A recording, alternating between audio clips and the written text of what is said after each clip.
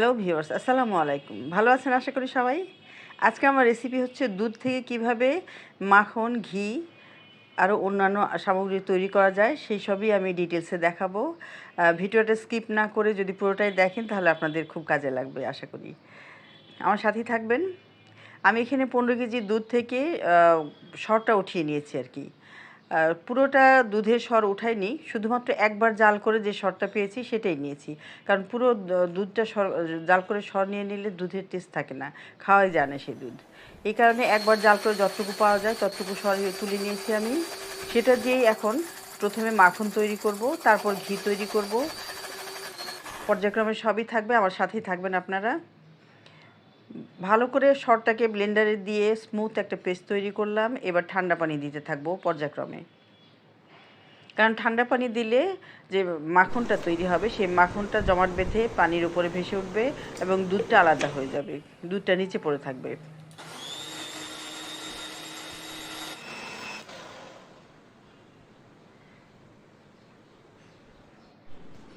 এবার আমি ঢেলে নেব একটা স্ট্রেনারে এবং একটা বাটিতে ঠান্ডা পানি প্লাস বরফ পরিমাণ মতো দিয়ে নেব। কারণ ছাঁকনিতে ছেঁকে দুধটা আলাদা করে যে ছানাটা থাকবে সেটাকে মাখনটা থাকবে সেটাই আমি ওই ঠান্ডা পানিতে দেব। মাখন ঠান্ডা পানিতে যতই ধুবেন ততই মানে ফ্রেশ মাখনটা বেরিয়ে আসবে জমাট বেঁধে। পানিতে যতক্ষণ পর্যন্ত দুধটা বের হবে, ঘোলা হয়ে থাকবে পানিটা, ততক্ষণ পর্যন্ত আমরা পানি চেঞ্জ করে করে মাখন ধুতে থাকবো আর কি। দেখতে পাচ্ছেন দুধটা বেরিয়ে যাচ্ছে। এখনও যে পরিমাণ দুধ রয়ে গেছে মাখনের ভিতরে সেটাই ছেঁকে নিলাম। এরপর ঠান্ডা পানিতে নাড়াচাড়া করে বাকি দুধটা বের করে নেব মাখন থেকে। এবং মাখন আপনার পারফেক্টলি হলো কি না সেটা দেখার একমাত্র উপায় হচ্ছে ঠান্ডা পানিতে মাখনটা যদি ভেসে থাকে, ঠান্ডা পানি অথবা নর্মাল যে কোনো পানি, গরম না হলেই হলো, নর্মাল পানিতে যদি মাখনটা ভেসে থাকে তাহলে বুঝতে পারবেন যে মাখনটা পারফেক্টলি ডান হয়েছে। আমরা সেই দিকেই যাচ্ছি ধীরে ধীরে, দেখতে থাকুন আমার সাথেই। বন্ধুরা, আমার চ্যানেলে যারা নতুন এসেছেন প্লিজ সাবস্ক্রাইব করবেন। আমার চ্যানেল ভালো লাগলে অবশ্যই একটা লাইক দেবেন। পাশে থাকা বেল বাটন অন করে রাখলে আমার সমস্ত ভিডিওর নোটিফিকেশন পেয়ে যাবেন সবার আগে।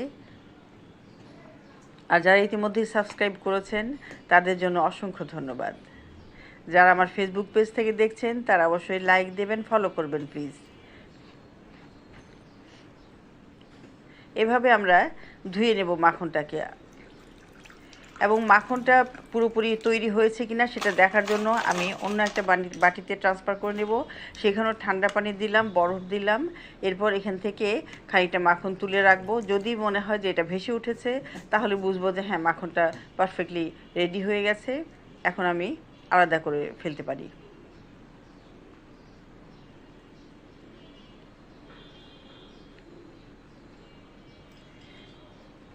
আপনাদের জন্য এটা একটা টিপস, মাখনটা ভেসে আছে পানিতে।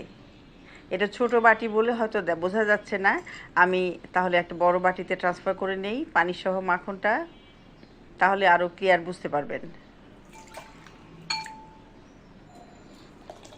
পানি যত ঢালবেন মাখনটা ততই উপর দিকে উঠে আসছে, তার মানে মাখনটা ভেসে থাকছে পানিতে, অর্থাৎ মাখন রেডি।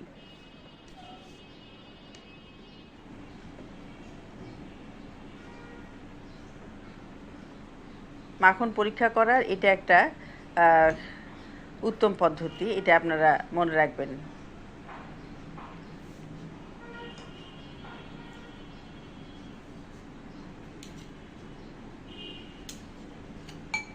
সবগুলো মাখন আমরা এই ঠান্ডা পানিতে ঢেলে ভালো করে ধুয়ে পরিষ্কার করে নেব, কারণ এখন তো আর পানিটা কালার চেঞ্জ হয়নি আর কি, খুব বেশি ঘোলা হয়নি, তার মানে মাখনের যা দুধ ছিল সব বেরোয় গেছে।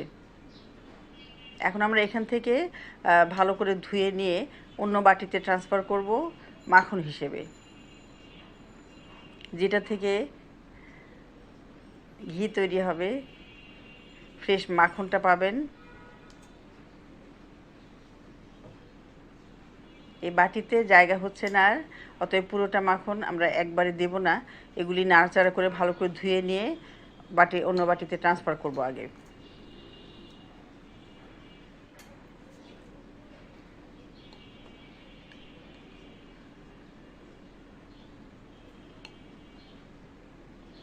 পাওয়া গেল একটা ফ্রেশ মাখন একদম।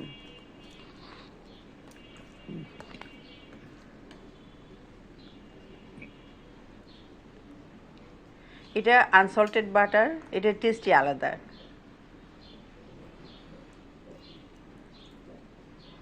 বন্ধুরা, ভিডিও ভালো লাগলে অবশ্যই একটা লাইক দেবেন। আশা করি আমার ভিডিও দেখে আপনারা ঘরে তৈরি করে এই মাখনের টেস্ট গ্রহণ করবেন। এখন এই বাটিতে আমি অর্ধেকটা মাখন তুলে নেব, নিয়ে ফ্রিজে রেখে দেব এটাকে মাখন হিসেবে অথবা বাটার হিসেবে ব্যবহার করার জন্য। আর অর্ধেকটা মাখন আমি চুলায় জাল করে ঘি বের করে নেব। আপনাদের দুইটা পদ্ধতি আমি দেখাবো, সেই কারণে এই ব্যবস্থা নিয়েছি।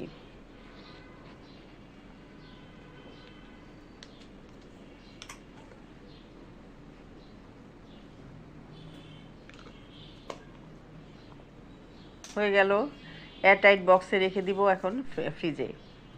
আর এই যে পানিটা বের হয়েছে মাখন থেকে, এগুলিও উপকারী। এগুলি মাংসের তরকারিতে দিলে খুব টেস্ট হয়। তারপরে যে বাটিতে যে পাতলা পানিটা, এটা দিয়ে ডাল রান্না করলে ভালো লাগে। অতএব এগুলি কোনোটাই ফেলে দেওয়ার না।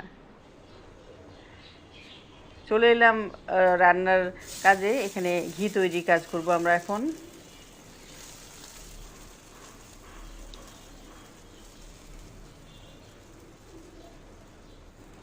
এই প্রক্রিয়াটা খুব ধীরে ধীরে করতে হবে। আঁচ বাড়িয়ে দিলে, চুলার তাপ যদি বাড়িয়ে দেন তাহলে পুড়ে যাবে, কাজ হবে না। সেই কারণে চুলার আঁচটা মিডিয়াম থেকে লো, এই যে দেখতে পাচ্ছেন মিডিয়াম হিট, এখান থেকে আরও কমিয়ে দেব। কমিয়ে দিয়ে আমি 10 মিনিট রেখে দেব। ধীরে ধীরে এটা জাল হতে থাকবে।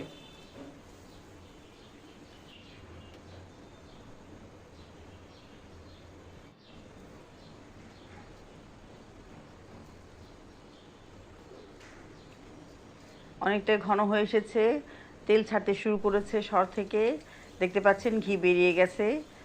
এই সরগুলো আরও জাল হবে, আরও খানিকটা ঘি বেরোবে, তারপর নামিয়ে নেব আমি। এই তো হয়ে গেছে। এই যে নিচের যে সরটা পুড়ে পুড়ে গেছে, এটাও টেস্ট লাগে। এটা ভাতের সাথে, মুড়ির সাথে খেতে পারবেন, বেশ ভালো লাগে। এই যে পিওর ঘি বেরিয়ে গেল। এখন এটা একটু ঠান্ডা করে তারপর বয়ামে ঢেলে রাখবো। অবশ্যই কাচের বয়াম ব্যবহার করবেন এসব কাজে। সংরক্ষণ সবসময় কাচের বয়ামে করতে হয় বন্ধুরা, খাবার ভালো থাকার জন্য।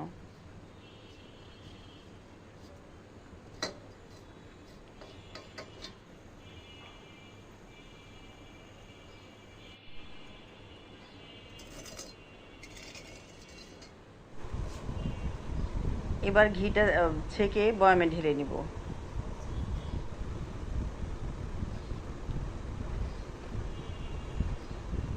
একদম পিওর ঘি বেরিয়ে গেল।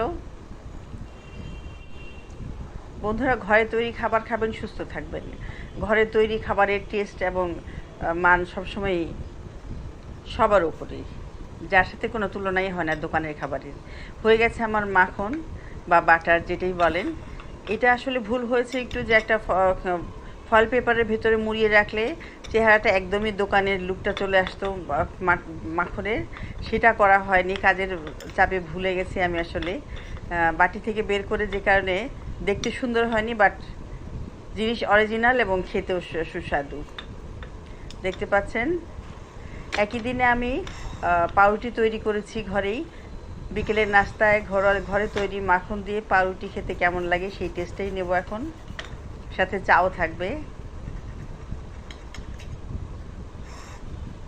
যেহেতু বাটারটা এইমাত্র ফ্রিজ থেকে বের করেছি, বেশ শক্ত হয়ে আছে, এটা ব্যবহার করা মুশকিল হয়ে যাচ্ছে। সেই জন্য ছোট ছোট পিস করে নেব আগে। কিছুটা নরম হয়েছে এখন, সেটা আমি পাউরুটিতে লাগিয়ে নেব।